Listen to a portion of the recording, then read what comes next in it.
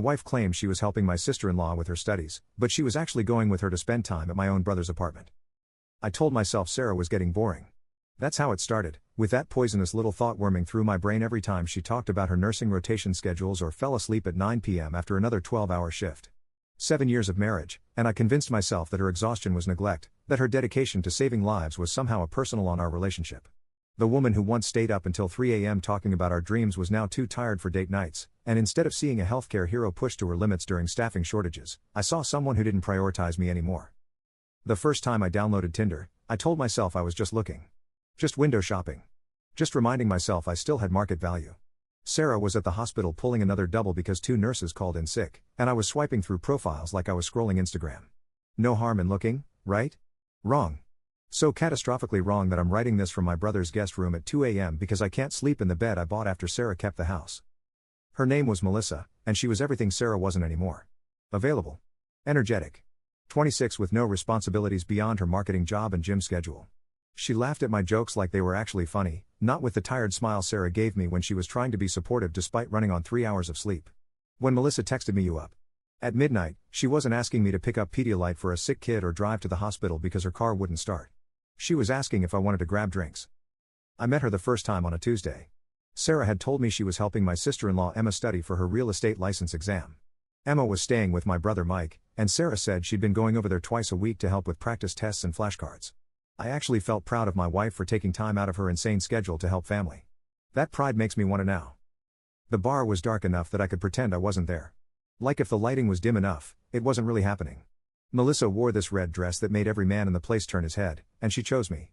Me, the 34-year-old dad with the receding hairline and the mortgage and the wife who was helping his sister-in-law study. She chose me, and I was enough to think that meant something. We talked for 3 hours.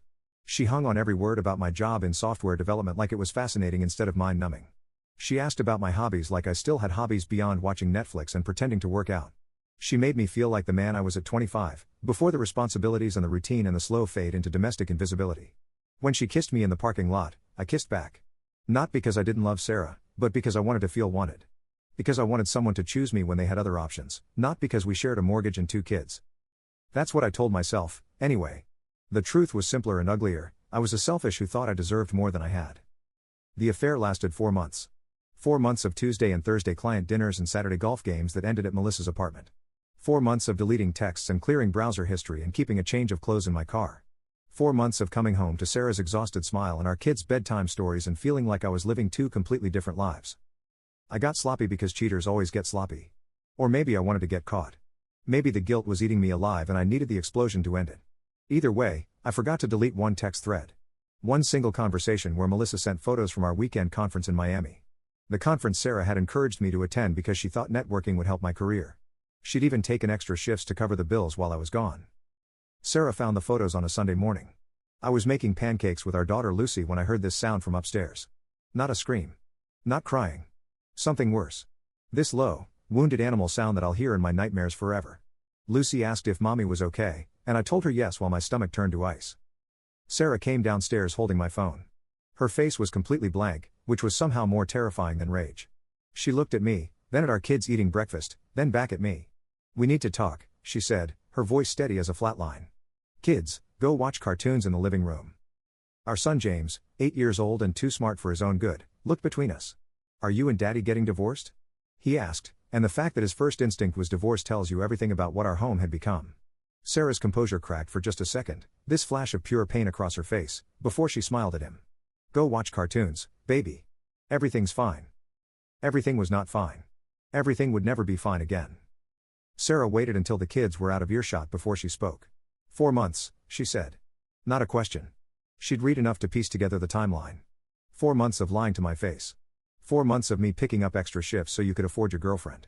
4 months of me apologizing for being too tired when you were getting everything you needed somewhere else. I tried to explain. God help me, I actually tried to explain. I told her about feeling neglected and invisible and unappreciated. I told her about the pressure of being the only one who seemed to care about romance anymore. I told her about how Melissa made me feel alive again. Every word was another nail in my coffin, but I couldn't stop talking. I needed her to understand that it wasn't about not loving her. It was about loving myself. "You're right," Sarah said when I finally shut up. "You're absolutely right. I've been neglecting you." For a moment, I felt hope. I've been so busy keeping people alive and raising our children and maintaining our home that I forgot my real job was making you feel special. How silly of me. The sarcasm deeper than screaming would have. Sarah, please. I haven't been completely honest either, she continued, and my went cold. Those study sessions with Emma? We were studying. But not every time. Sometimes we just went to Mike's apartment to hang out. The three of us would order takeout and watch movies and talk. Just talk. About how exhausted I was. About how you'd been pulling away for months before you ever downloaded that app. About how I felt like a single parent who happened to have a roommate who complained about the groceries. Mike. My brother Mike knew my wife was drowning and I didn't. My brother Mike had been giving my wife the emotional support I was too busy seeking elsewhere to provide. The irony was so thick I could choke on it. Did you? I couldn't even finish the question. Sarah laughed, bitter and sharp. Did I cheat? No. Because despite everything, I took our vow seriously. But Mike and Emma saw me. They actually saw me. Not the tired nurse or the nagging wife or the obstacle to your happiness. They saw me crying in their bathroom after you forgot our anniversary because you were with her. They saw me pretending everything was fine when James asked why Daddy didn't come to his soccer game. They saw me dying inside while you were too busy feeling alive to notice. She stood up, and I realized she was already packed. Her suitcase was by the door. I'm taking the kids to my mother's. We'll figure out the details later. But I need you to understand something. This isn't about Melissa. I could maybe, possibly, eventually forgive the. But you let me blame myself. You let me think I was failing as a wife while you were actively choosing to fail as a husband. You made me small and tired and boring in your head so you could justify making yourself feel big. That's what I can't forgive. Lucy ran in then, saw the suitcase, and started crying. The look she gave me, confusion and fear and accusation all mixed together, was the moment I understood what I'd actually done. I hadn't just cheated on Sarah. I'd blown up Lucy's world. I'd shattered James's stability. I'd chosen orgasms over their innocence. The first week after Sarah left was a blur of practical devastation. I called in sick to work, then spent 3 days sitting in our empty house, staring at the spaces where her things used to be. She'd only taken essentials, but somehow their absence made everything feel hollow. Her coffee mug wasn't on the counter. Her scrubs weren't thrown over the bathroom door. Her pillow still had the indent from her head, but it didn't smell like her shampoo anymore. Melissa texted me constantly those first few days. Are you okay? When can I see you? I'm here if you need me. Each message felt like acid on an open wound. I destroyed my family for someone who thought relationship destruction was a minor inconvenience to our dating schedule. When I finally told her we were done, she had the audacity to act. I thought what we had was special, she said. Special? I'd torched 7 years of marriage for special. My brother Mike called on day 4. You're an idiot, he said without preamble. A selfish idiot who had everything and it away for what? Some millennial who thinks you're interesting because she doesn't know you leave your toenail clippings on the bathroom floor? Sarah told you about the toenails? Sarah told us everything, man. Every time you made her feel like she wasn't enough. Every time you sighed when she was too tired for. Every time you acted like working herself to support this family was somehow an inconvenience to you. Emma and I watched that woman shrink into herself for months, trying to figure out what she was doing wrong, when the only thing she did wrong was marry someone who thought marriage meant perpetual worship instead of partnership. Did anything happen between you and? Don't. His voice went cold. Don't you dare try to make this about Sarah. She came to us because she needed family, and you were too busy playing 20-something to be that for her. The fact that your mind even goes there shows how little you understand about actual intimacy. Sarah needed someone to see her as a human being, not a service provider or object or a problem to solve. That's it. That's all we did. We treated her like she mattered. He hung up on me. My own brother hung up on me, and I couldn't blame him. The divorce papers came 2 weeks later. Sarah wasn't asking for anything unreasonable. Joint custody, child support based on state guidelines, selling the house and splitting the proceeds. Her lawyer's cover letter was professionally cold, which more than anger would have. I'd been reduced to paperwork. A problem to process and file away. I tried to fight it at first. Sent flowers to her mother's house. Wrote long emails about second chances and counseling and how I'd changed. Sarah responded through her lawyer. My client requests that all communication be limited to matters concerning the children and conducted through this office. 26 words to end 7 years. The custody schedule started immediately. Every other weekend and Wednesday dinners. The first time I picked up the kids, Lucy wouldn't look at me. James had a million questions I couldn't answer. Why don't you love mommy anymore? Why did you make her cry? Are you going to marry that other lady? Each question was a knife, and I deserved every. I moved into a 2-bedroom apartment that smelled like the previous tenant's cats. The kids hated it. Lucy cried herself to sleep the first night, and James wet the bed for the first time in 3 years. I sat on the floor between their beds until morning, listening to them breathe and wondering how I'd become the villain in their story. Word got out, because word always gets out. Sarah never badmouthed me publicly, but she didn't have to. When your wife suddenly moves back in with her mother and you're living in a sad divorced dad apartment, people figure it out. The other parents at soccer practice stopped making eye contact. The school moms who used to chat at pickup now turned away when they saw me coming. I'd become that guy. The cheater. The one who couldn't keep it in his pants. The cautionary tale wives told each other over wine. My mom found out from Mike and called me sobbing. How could you do this to that wonderful girl? To those babies? To yourself? She actually used the word ashamed. My own mother was ashamed of me. Dad was quieter but worse. I thought I raised you better than this, he said, and the disappointment in his voice made me feel 12 years old again, caught in a lie about broken windows and stolen candy. Work became my only escape, except even that was tainted. Melissa worked for one of our client companies, and I had to see her name on emails. Had to sit through conference calls knowing she was on the line. Had to pretend everything was professional when everything was radioactive. My boss pulled me aside after I botched a major presentation. I don't know what's going on in your personal life, he said, but you need to get it together or we'll need to have a different conversation. The threat was clear. I was up everything I touched. The financial reality hit next. Child support, alimony, maintaining 2 households on 1 income. The apartment that smelled like cats was all I could afford. No more golf weekends or nice dinners or the 1,000 little luxuries I'd taken for granted. I was shopping at discount groceries and clipping coupons like my mom did when I was a kid.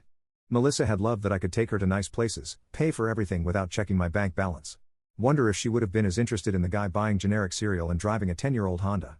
3 months after separation, I saw Sarah at James's school play. She'd lost weight but looked somehow more solid. Stronger. She was laughing with other parents, wearing a dress I didn't recognize, looking like someone I'd never met. When she saw me, she nodded politely, like I was an acquaintance she couldn't quite place. That polite distance was worse than hatred. I'd become irrelevant to her story. James forgot his lines halfway through the play and looked for us in the audience. Sarah and I both gave him thumbs up at the same time, this synchronized moment of parental support, and for a second, I remembered what we used to be. Then the moment passed, and Sarah turned back to her conversation while I sat alone in my section, surrounded by empty seats like loneliness was contagious. After the play, Lucy ran to Sarah first. Then, like she remembered she was supposed to, she came to hug me too. But it was dutiful, not joyful. I was becoming the obligation parent. The one they visited because the court said they had to. The one they loved because biology demanded it, not because I'd earned it. Daddy, are you coming to the cast party? Lucy asked, and I saw Sarah tense. That's for Mommy's time, sweetheart, I said, trying to keep my voice light. I'll see you Wednesday for dinner. Can we skip Wednesday? James asked suddenly. Tommy invited me to his birthday party. The knife twisted deeper. They were already choosing other things over me. Sarah intervened. You'll see Daddy on Wednesday, then go to Tommy's party after. But the damage was done. I was the appointment they had to keep before the fun stuff. The destruction was complete, but the demolition continued. Every day brought new reminders of what I'd thrown away. The empty refrigerator because I didn't know what groceries to buy for one person. The silent apartment because no one was there to fill it with noise. The king-size bed that felt like an ocean of emptiness. The wedding photos I couldn't bear to look at but couldn't bring myself to throw away. 6 months after Sarah left, I ran into Melissa at a Starbucks. She was with someone new, some guy in a suit who looked like a younger, more successful version of me. She saw me, started to wave, then thought better of it. Her new boyfriend asked who I was, and I heard her say, nobody. Just someone I used to know. Nobody. 4 months of destroying my life, and I was nobody. That's when it really hit me. I dynamited everything that mattered for someone who could dismiss me in 3 words. Sarah and I had 7 years, 2 kids, a mortgage, inside jokes, shared trauma, family traditions, and 1,000 invisible threads that made us us. Melissa and I had and lies and stolen moments that meant nothing the second they ended. I'd traded gold for glitter and was shocked when the shine wore off. The kids started therapy because James was acting out at school and Lucy had developed anxiety about anyone leaving the house. The therapist wanted to see me separately, and those sessions were brutal. Your children are struggling to trust that the adults in their lives will be there, she said. James is angry because anger feels safer than sadness. Lucy is anxious because she's waiting for the next bad thing to happen. These are normal responses to family trauma. Trauma. I'd traumatized my children. Not through or neglect or any of the obvious ways parents fail. Through selfishness. Through choosing my ego over their stability. Through teaching them that love was conditional and family was disposable when something shinier came along. Sarah started dating about 8 months after we separated. Mike let it slip during one of our awkward kid handoffs. She was seeing someone from her hospital, a doctor who understood her schedule and appreciated her dedication. A doctor who probably didn't see her exhaustion as neglect but as nobility. A doctor who could give her the life I'd promised and failed to deliver. The first time I saw them together was at Lucy's dance recital. He was tall, handsome in that competent way doctors have, with kind eyes and an easy smile. He brought Lucy flowers. My daughter, and another man brought her flowers while I stood there with my grocery store bouquet looking like an afterthought. Sarah introduced us briefly, professionally, like I was just another parent in the crowd. "This is Tom," she said. "Not my boyfriend or my partner, just Tom," like his presence was natural and mine was the anomaly. He was good with the kids. That was the worst part. James showed him something on his phone, and Tom listened like it was the most interesting thing he'd heard all day. Lucy held his hand naturally, without the hesitation she now showed with me. They looked like a family. The family I used to have. The family I'd thrown away for Melissa's red dress and empty compliments. I wanted to hate him. Wanted him to be some obvious villain I could rage against. But he was just a good man who saw value in what I'd discarded. He sent me a respectful email after that recital, saying he wanted me to know he took his role in the kids' lives seriously and would never try to replace me. Replace me? Like I was still the primary model when I was barely a presence. The final custody hearing was a year after Sarah left. By then, the divorce was final, the house was sold, and we'd settled into our new normal. Sarah was moving in with Tom, and they needed to adjust the custody arrangement for logistics. The judge asked if I had any objections to the proposed schedule that gave Sarah primary custody with expanded visitation for me. I looked at my ex-wife, glowing with a happiness I hadn't seen in years, and shook my head. What objection could I possibly have? I'd forfeited my right to object when I'd chosen Melissa over morning pancakes and bedtime stories. My lawyer had fought for more time, but I knew the truth. The kids were happier with Sarah. More stable. More secure. I was the disruption to their routine now, not the foundation. When Lucy had nightmares, she called for mommy. When James hit his first home run, he looked for Tom's camera in the stands. I was becoming peripheral, and I had no one to blame but myself. The apartment still smells like cats, even after a year. I've stopped noticing most days, which feels like a metaphor for something. You can get used to anything if you sit in it long enough. The loneliness, the shame, the persistent ache of missing the life you burned down. It all becomes background noise eventually. I see Melissa's Instagram sometimes, when I'm in self-destructive. She's engaged now to the suit guy from Starbucks. Her ring is bigger than the one I gave Sarah. Her smile is the same one she gave me when she said I made her feel alive. I wonder if she tells him the same lies she told me. I wonder if he's married too. I wonder if someone else's family is about to explode because Melissa is bored and Bobby or Blake or whatever his name is thinks he deserves more than what he has. Sarah remarried last month. Tom officially adopted the kids with my consent. It made sense for insurance and school stuff, they said. But really, it was an acknowledgement of what was already true. He was their dad now in all the ways that mattered. I was the guy they visited on weekends, who took them for pizza and tried too hard to make every moment special because I only had so many moments left. At the wedding, Lucy was the flower girl and James was the ring bearer. I wasn't invited, obviously, but I saw the pictures on Facebook through a mutual friend who forgot to block me. Sarah looked radiant. Not tired. Not worn down. Not neglected or ignored or taken for granted. She looked like the girl I'd fallen in love with at 22, except now she was looking at Tom the way she used to look at me, before I taught her that love wasn't enough. The last time I had the kids, Lucy asked if I was happy. Of course I'm happy, I lied. I'm with you guys. But what about when we're not here? She pressed, too wise for 10 years old. Are you happy when you're alone? I couldn't answer her. How do you tell your daughter that alone is what you deserve? That happiness is what you had before you decided it wasn't enough? That every empty Sunday and silent Wednesday and holiday without them is justice, not tragedy? Mike still won't talk to me beyond logistics about the kids. My parents visit them at Sarah's house because it's easier for everyone. My friends chose sides, and I wasn't the side worth choosing. I work, I come home to the cat apartment, I watch Netflix, I sleep, I repeat. On weekends when I have the kids, I try to cram a lifetime of love into 48 hours, knowing it'll never be enough to make up for the lifetime I stole from them. Sometimes I drive past the old house. Another family lives there now. They painted the shutters blue and added a swing set in the backyard. The new wife plants flowers in the garden Sarah started but never had time to maintain. The new husband mows the lawn on Saturdays while his kids play in the sprinkler. They look happy. They look like we used to look, before I decided that wasn't enough. Melissa texted me once, about 6 months ago. I heard you got divorced. I'm sorry. I hope you know I never meant for anyone to get. I stared at that text for an hour, marveling at the audacity. She was sorry. She never meant for anyone to get. Like affairs were something that just happened, passive events with no active participants. Like we'd both been victims of circumstance instead of architects of destruction. I didn't respond. What was there to say? That she was the mistake that cost me everything? That I was the bigger mistake for choosing her? That we were both terrible people who'd found each other at the exact wrong moment and created a black hole that in everyone around us? There weren't enough words in any language to capture the magnitude of what we'd done. The truth is simple and brutal. I had everything a man could want, and I had a way because I thought I deserved more. I had a wife who loved me despite my flaws, who worked herself to exhaustion to build our life together, who gave me 2 beautiful children and 7 years of partnership. I had a family that gathered for Sunday dinners and celebrated birthdays and created traditions. I had a brother who was my best friend and parents who were proud of me. I had a home filled with laughter and chaos and the beautiful mess of people living intertwined lives. And I had all away for a 26-year-old who thought I was interesting because she didn't know me well enough to know better. Now I have every other weekend and Wednesday dinners. I have a custody app where Sarah and I communicate in bullet points about pickup times and doctor's appointments. I have kids who love me but don't like me very much.